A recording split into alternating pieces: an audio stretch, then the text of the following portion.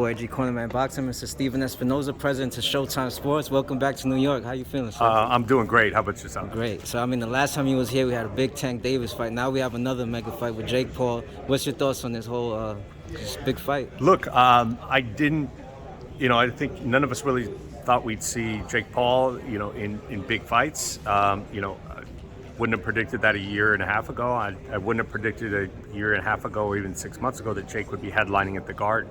The Garden is really picky about who they let headline. They've got a great history, not just in boxing, with other events. So the fact that he's headlining in the Garden is a big step. We shouldn't overlook that. That's a big sign of credibility here. And what we tried to do is put together the rest of a card, something really satisfying. Amanda Serrano obviously is had a big jump in her popularity, but then some young exciting fighters like Ashton Silva and Brandon Lee, some real action next generation type fighters. Right. Now, how excited are you to bring in Showtime to Madison Square Garden? Is this the first time you guys are in Madison Square Garden? Close. We've only been here in the big arena 3 times in our history. We've been. One other time we did a Zab Judah fight, I believe, in the theater. Okay. But the last time we were here was a Miguel Cotto fight, Cotto versus Trout, in December 2012.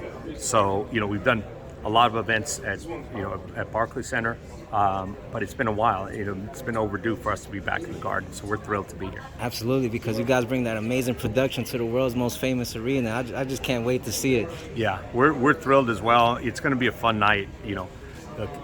Amanda's never in a boring fight. Brandon Lee's never in a boring fight.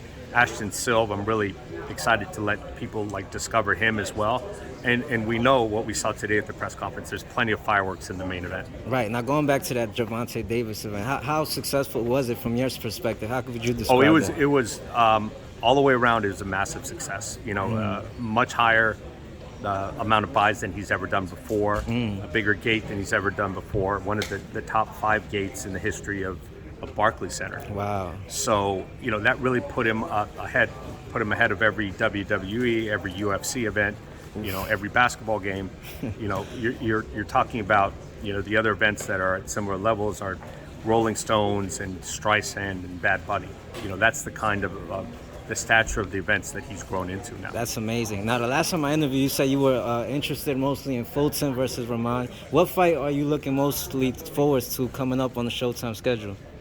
You know what? Other than this, of course. Yeah, look, I really like the Broner Figueroa fight because, look, I think where people have criticized Adrian is, him not being active and not throwing punches.